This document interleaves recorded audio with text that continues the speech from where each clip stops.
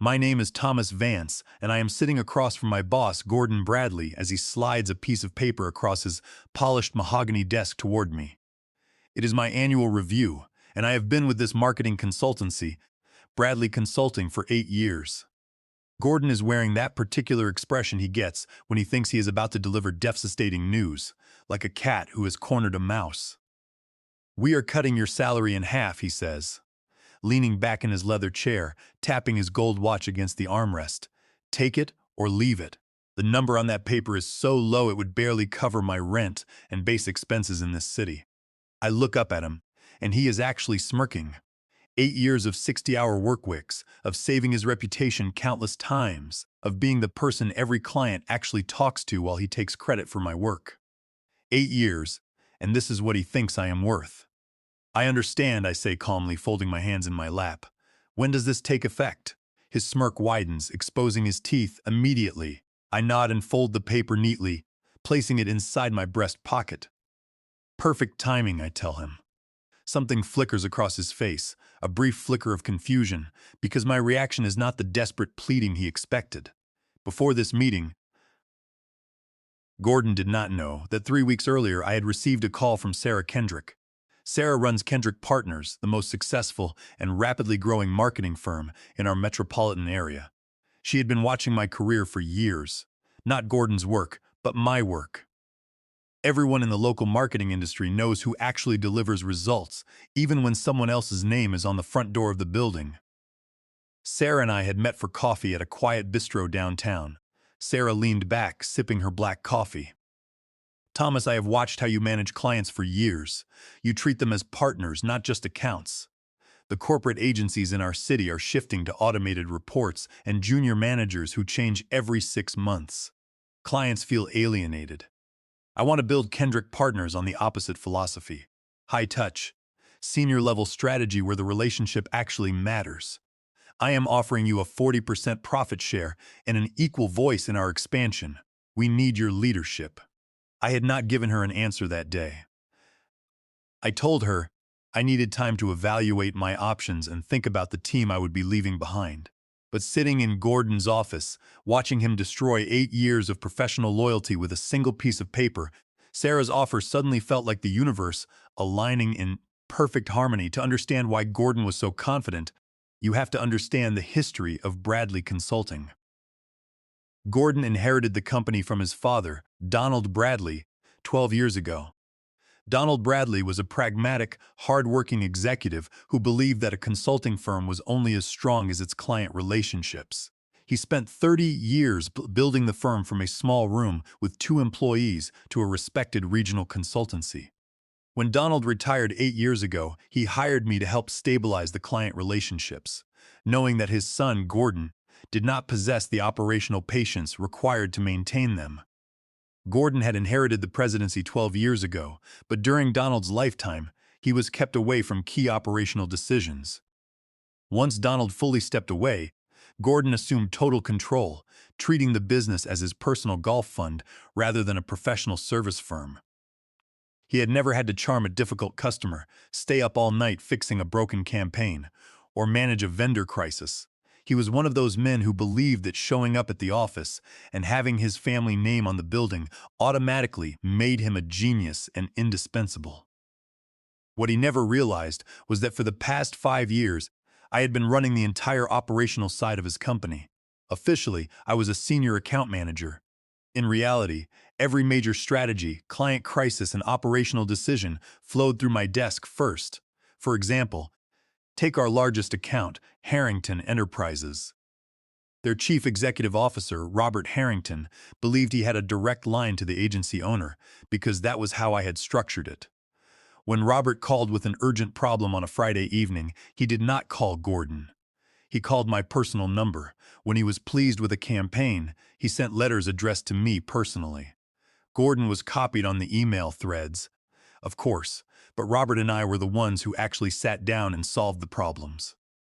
It was the same story with Devlin Technologies, our second largest account. I had been their primary point of contact for 4 years. I knew that Gregory Devlin, the founder, had a daughter who just started her freshman year of college. I remembered his wife's chemotherapy schedule and sent food to their house during the hardest weeks. I sent personal congratulatory notes when their quarterly metrics exceeded expectations. Gordon only showed up for the annual celebratory dinners, drinking expensive wine and making small talk, while Gregory called me whenever he needed actual business advice.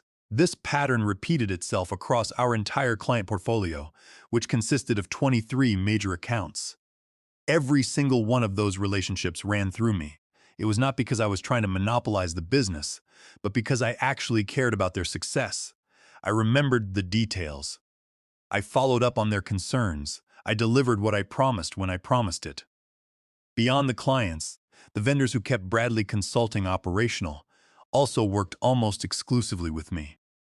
When we needed high-volume printing done on a tight deadline, I did not send an email to a generic inbox. I called Harrison at Apex Printing directly.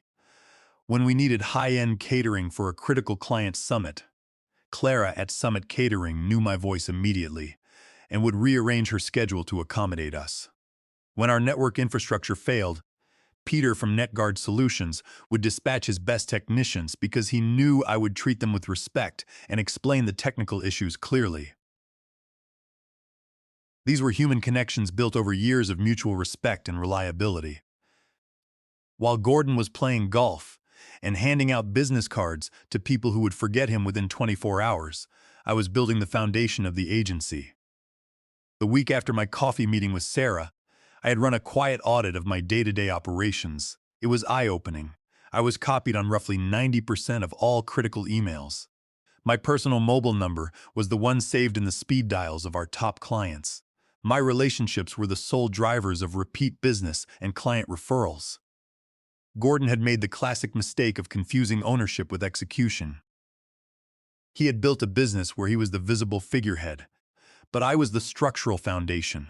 If you remove the foundation, the house would have nothing to stand on. So when he sat there smirking, thinking he was putting an overpaid employee in his place by slashing my compensation to $90,000, I knew exactly what my next move would be. After leaving Gordon's office, I walked back to my desk, sitting down in my ergonomic chair. I took a deep breath, opened my laptop, and wrote a brief email to Sarah Kendrick. I kept it simple, stating that I accepted her partnership proposal and wanted to discuss the details of my transition. Her response arrived in less than 20 minutes, expressing her excitement and asking if I could begin the following Monday. Since it was Thursday afternoon, that timeline was tight, but I was ready. I immediately drafted a formal resignation letter addressed to our human resources manager. In accordance with my employment agreement, I provided a standard 2-week notice. My resignation was professional, polite, and detailed.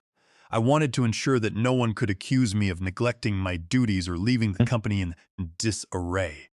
When I handed the printed letter to the human resources manager, she looked shocked. Knowing how much of the workload I carried, she immediately carried it to Gordon's office. A few minutes later, Gordon walked past my desk. He did not call me in. Instead, he simply leaned over my partition and said, "We will manage without you, Thomas. Everyone is replaceable. Do not think you are special." I smiled and replied, "I agree, Gordon. I wish the company the best." I did not show any anger. I spent my remaining 2 weeks acting as the most diligent, cooperative departing employee in corporate history. I spent hours compiling 3 thick binders of client history.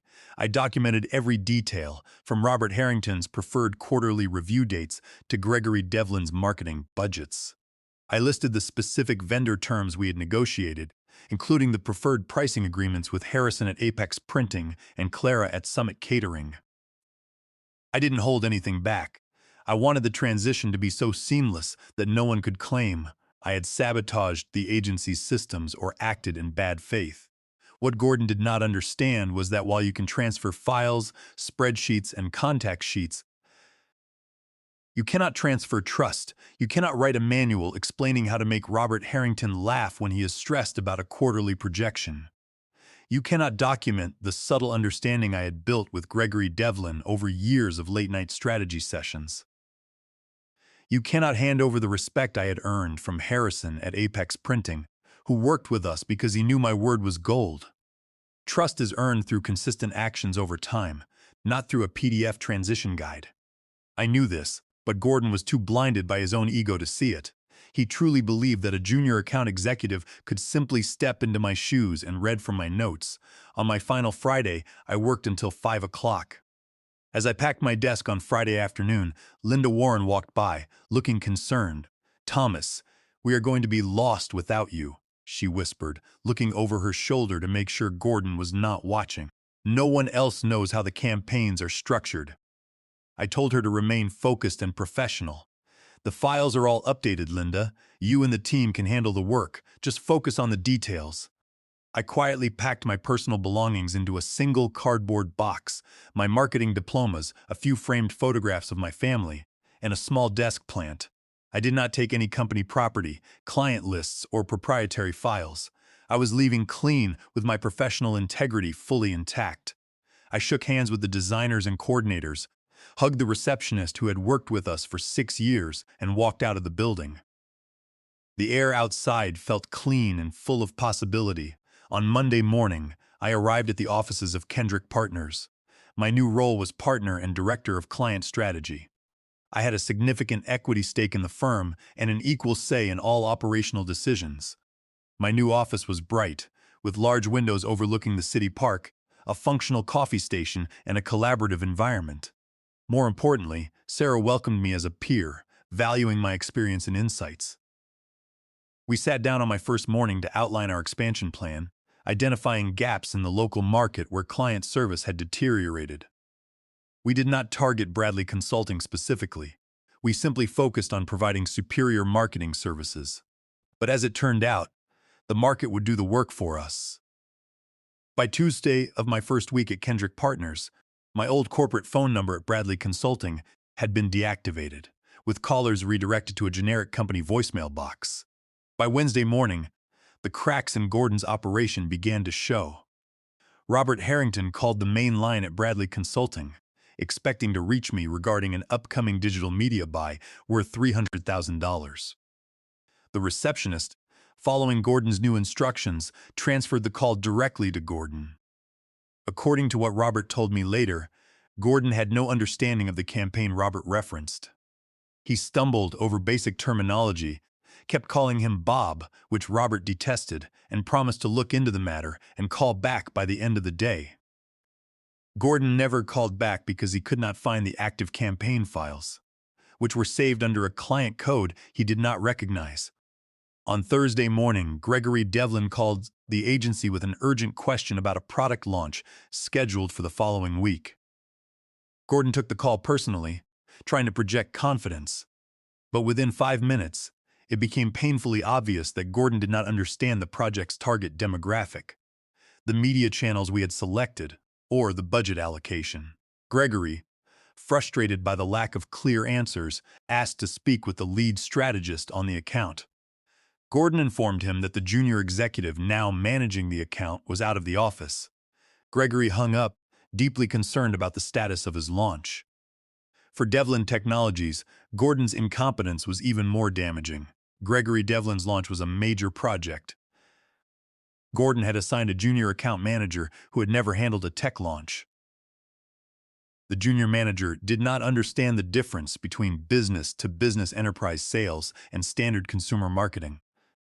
When Gregory asked for a revised ad copy draft, the junior manager sent a generic template that had been used for a local restaurant campaign.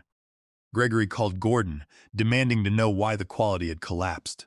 Gordon promised to review the copy himself, but since he had never written ad copy in his life, he only made the draft worse, adding cliché slogans that violated Devlin's brand guidelines. The problems were not limited to clients. On Friday morning, Harrison from Apex Printing called the office regarding an overdue invoice of $12,000 for a print run we had completed the previous month. Gordon, stressed by the client calls, reacted defensively. He told Harrison that Bradley Consulting would pay when they were ready and that Harrison should be grateful for the business. Harrison, who had worked with the agency for 7 years without a single late payment, was insulted by Gordon's tone. He hung up and immediately searched for my name on professional networking sites, finding my new position at Kendrick Partners. Harrison called me that afternoon. "Thomas, he said, his voice tense. I do not know what is going on over there, but Gordon Bradley just yelled at me over a standard invoice. That is not how we do business. If this is how they treat partners, I am pulling our services. I listened calmly, maintaining strict professional boundaries. I am sorry to hear that, Harrison, I replied. However, I am no longer with Bradley Consulting and cannot speak on their behalf. You will need to resolve that with Gordon directly.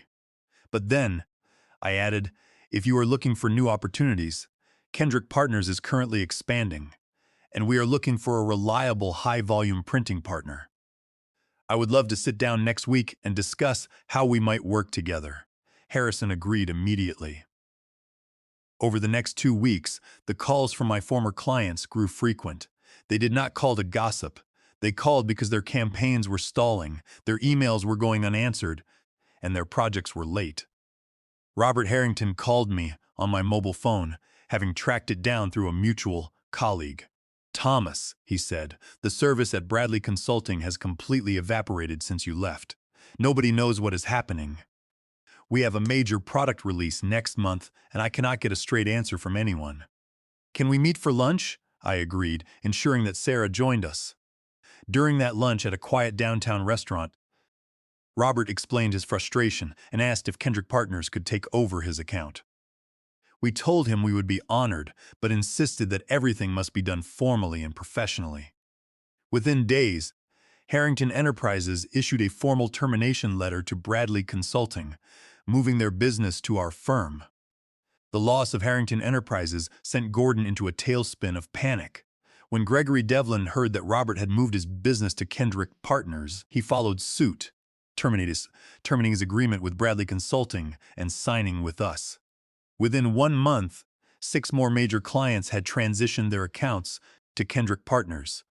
Our revenue was growing rapidly, and we were hiring new staff to handle the workload. Gordon's response was not to examine his own leadership, but to lash out legally. One morning, a process server arrived at our offices handing me a lawsuit. Gordon had filed a complaint in state court against me and Kendrick Partners. The lawsuit alleged that I had breached my fiduciary duty of loyalty, violated a non-compete covenant in my original employment contract, and misappropriated trade secrets under the Federal Defend Trade Secrets Act, Title 18 of the United States Code, Section 1836. The complaint claimed that I had stolen their proprietary client list and vendor contacts to systematically dismantle his company. Gordon had also sent threatening letters to several of his remaining employees, warning them that if they resigned to join our firm, he would sue them for breach of contract. Sarah and I immediately scheduled a meeting with our corporate attorney, Raymond Finch. Raymond was a seasoned litigator who specialized in employment law and intellectual property disputes. We sat in his conference room, surrounded by leather-bound law volumes as he reviewed the complaint. After reading it, Raymond leaned back and laughed. This is a classic desperation lawsuit, he said. Gordon Bradley is trying to use the legal system to bully you because he cannot compete in the marketplace. Let us look at the facts. Raymond explained that the non-compete clause in my contract was completely unenforceable under our state's laws. In this jurisdiction, restrictive covenants on employees are highly disfavored. Under the State Business and Professions Code, specifically Section 16,600, any contract that restrains anyone from engaging in a lawful profession, trade, or business of any kind is void. Since you were a regular employee, this non-compete has zero legal standing. He then addressed the trade secrets claim. Client names and vendor identities are not trade secrets under the Defend Trade Secrets Act when they are publicly known or easily discoverable. Furthermore, these clients contacted you because of your reputation and the poor service they received after your departure. You did not take any physical or digital files. We have the forensic evidence from your exit showing you left everything behind. There is no misappropriation. Raymond pulled down a heavy volume on federal antitrust laws. Gordon's attorney is also threatening your new firm and your clients, Raymond said, pointing to a paragraph. By using threats of litigation to prevent employees from leaving and to intimidate clients from choosing a competitor, Gordon may be violating federal antitrust guidelines regarding employee mobility and fair competition. Under the Sherman Act, Title 15 of the United States Code, Section 1, agreements or actions that unreasonably restrict trade or employee mobility are unlawful. We will point this out in our response, showing his attorney that their client is playing with fire. Raymond then asked if Gordon had paid all my final compensation. I revealed that Gordon had withheld my final paycheck and my earned commissions from the last quarter, which totaled $25,000. Raymond's eyes lit up. "That is a serious violation," he said. "Under Section 201 of our state labor code, when an employee resigns, all earned and unpaid wages must be paid within 72 hours, or immediately if they gave at least 72 hours notice. Since you gave a 2-week notice, your final wages were due on your last day." Under Section 203, if an employer willfully fails to pay wages in accordance with Section 201, the wages of the employee shall continue as a penalty from the due date thereof at the same rate until paid for up to 30 days. That means Gordon owes you 30 days of full wages as a waiting time penalty, which comes to another $15,000. Raymond also interviewed Linda Warren, a senior designer at Bradley Consulting, who had recently contacted me about joining our firm. Linda revealed that Gordon had been misclassifying several junior designers as independent contractors to avoid paying payroll taxes, overtime, and benefits. This was a direct violation of the Fair Labor Standards Act and state tax laws. Raymond drafted a comprehensive response and countersuit. The letter we sent to Gordon's attorney was devastating. It detailed the unenforceability of the non-compete under Section 16,600, the lack of merit in the trade secrets claim, and our intention to countersue for the unpaid wages, commissions, and waiting time penalties under Sections 201 and 203.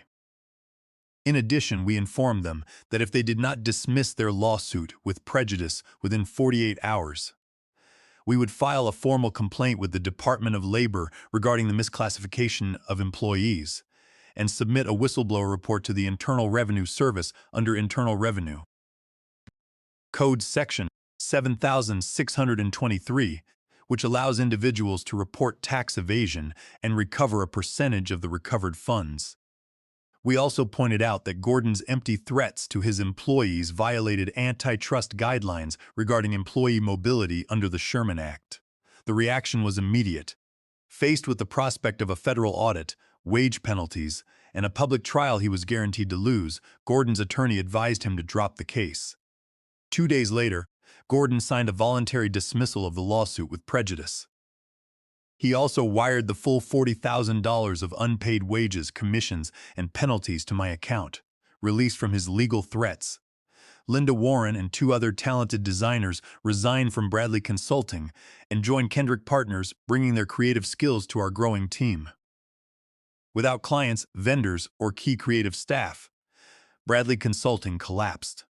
Within 3 months of my departure, Gordon was forced to sell the remaining assets of the company, including its office furniture, computers, and client files, to Pinnacle Holdings, a large private equity firm that specialized in acquiring distressed service businesses. The Bradley Consulting brand, built over decades by Gordon's father, Donald Bradley, was dissolved entirely. Over the next year, Kendrick Partners continued to thrive. Sarah and I expanded our team, took on larger national campaigns, and opened a second office in a neighboring city. We focused on building a culture where talent was respected and compensated fairly. I had almost forgotten about Gordon until 8 months ago, when I began receiving calls from executive search firms. They were conducting background checks on Gordon, who was applying for senior management roles at various marketing agencies. His resume claimed that he had successfully run a major agency for 12 years and led a strategic sale to a private equity firm. When the recruiters called me, I remained professional. I did not insult him, but I was honest. I confirmed his employment history and ownership, but clarified that his involvement in the day-to-day operations and client management had been minimal. Gordon did not secure any of those positions. Then, 3 months ago, I received an unexpected call from Evelyn Croft, a senior partner at Summit Search Partners. "Thomas," she said, "we have been retained by a major client to fill a high-level executive position.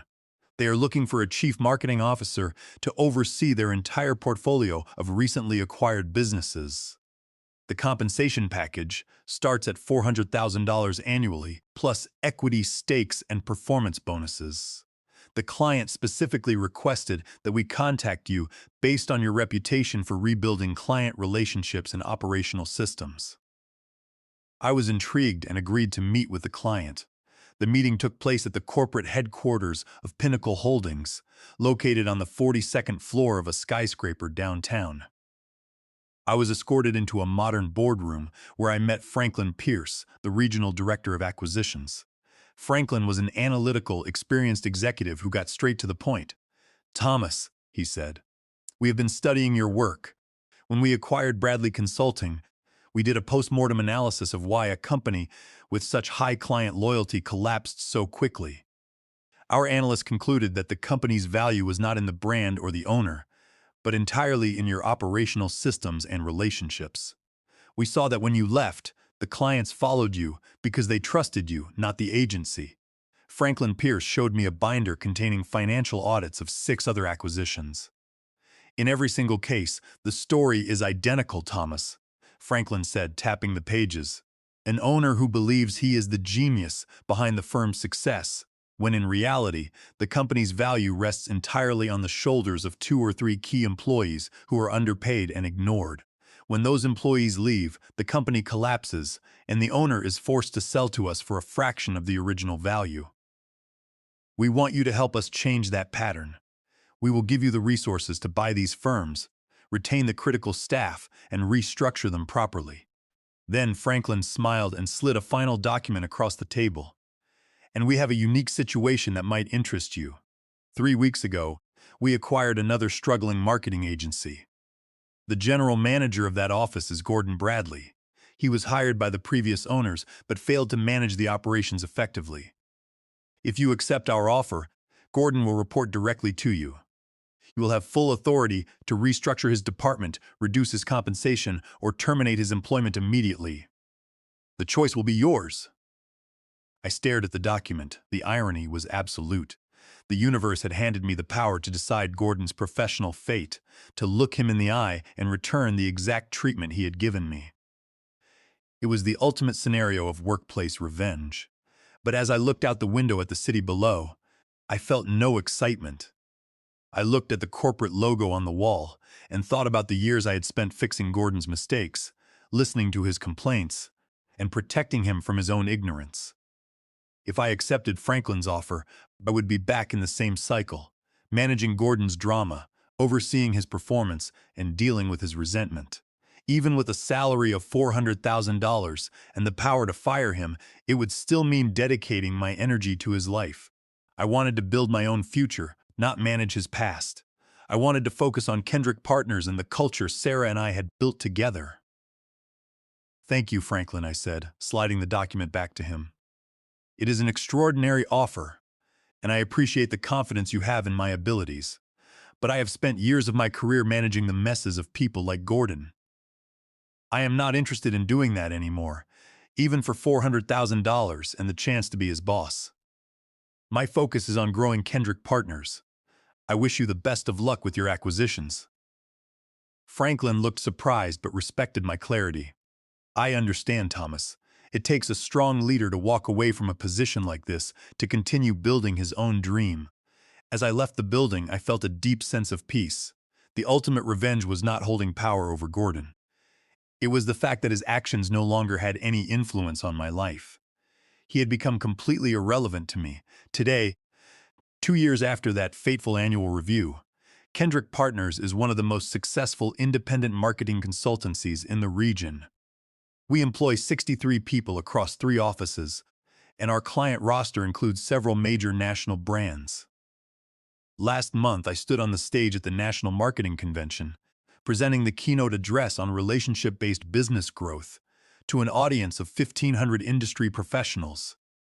I saw Gordon Bradley sitting in the back of the auditorium, wearing a cheap suit, taking notes. I felt no anger or satisfaction. I simply delivered my speech and walked off the stage to rejoin my team. The salary cut Gordon gave me was intended to show me my place. In the end, it did exactly that.